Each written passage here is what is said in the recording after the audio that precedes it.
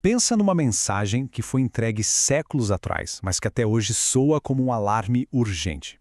Essa foi a advertência do profeta Jeremias para uma nação que estava, literalmente, à beira do colapso.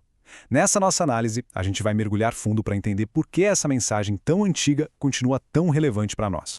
E olha, tudo começa com essa acusação aqui, que é muito poderosa. Vai direto no coração do problema.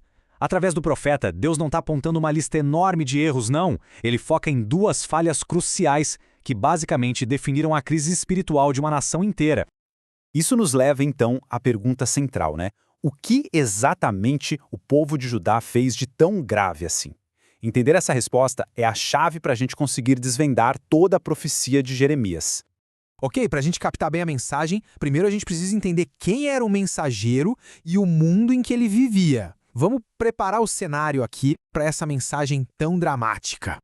A situação na época era bem sombria. A sociedade de Judá estava se desfazendo em todos os níveis, sabe? A economia ia mal, a política era corrupta e a espiritualidade vazia. Nesse clima, a própria palavra de Deus, a verdade, era vista como algo ofensivo. E é aí que a mensagem de Jeremias chega como um verdadeiro choque de realidade. O arrependimento era o único jeito de adiar o juízo. E como a gente vai ver, essa necessidade de se arrepender é algo que nunca perde a validade.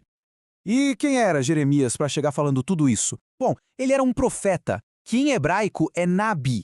Isso quer dizer que ele tinha uma autorização divina para falar. Não era a opinião pessoal dele, entende? Ele era um porta-voz, alguém enviado para deixar a vontade de Deus bem clara. Agora sim, vamos para o centro da questão.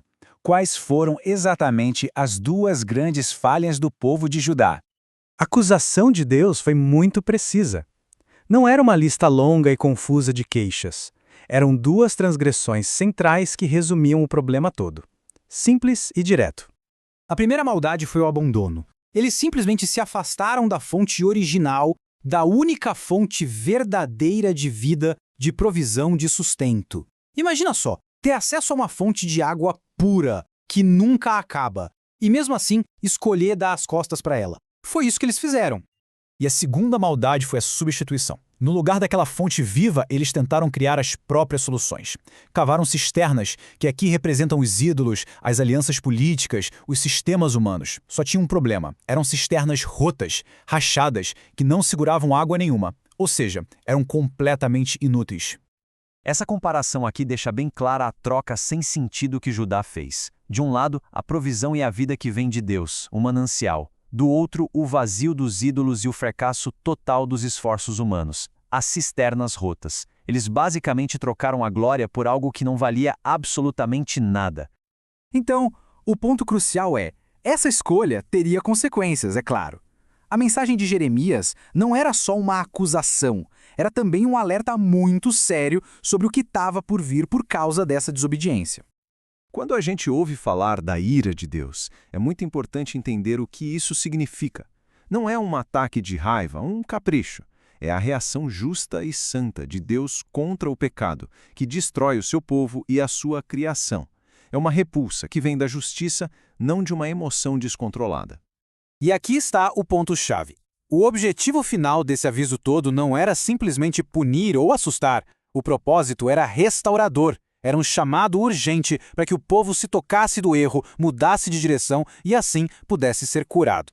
Essa condenação não surgiu do nada, né? Foi o resultado de uma longa decadência espiritual. A idolatria era o sintoma mais óbvio, mas a raiz do problema era mais funda. Era a ingratidão por tudo que Deus já tinha feito, a indiferença total à sua palavra e, no fim, um completo afastamento dele. Mas no meio de toda essa advertência dura, Jeremias também apresenta uma saída. A mensagem muda de tom, sabe? Passa do aviso para a esperança, mostrando que existia sim um caminho de volta, um caminho para a restauração.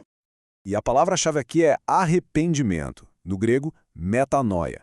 Isso significa muito mais do que só sentir pena ou remorso. É uma mudança radical de mentalidade, que leva a uma mudança completa de direção.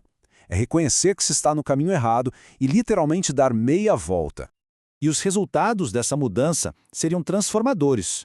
A ameaça do juízo seria afastada. A conexão com Deus, que tinha sido quebrada, seria refeita.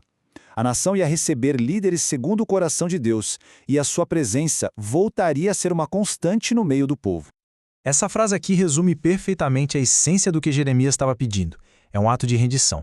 Deixar de lado os próprios planos, as próprias cisternas rotas, para finalmente abraçar o caminho e a vontade de Deus. Mas será que essa mensagem ficou presa lá no passado? Pelo contrário, agora, chegando na conclusão, a gente vai ver que o chamado de Jeremias ecoa através dos séculos e chega forte até hoje.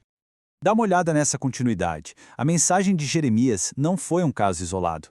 João Batista, o último profeta do Antigo Testamento, pregou a mesmíssima coisa. O próprio Jesus começou o ministério dele com esse chamado.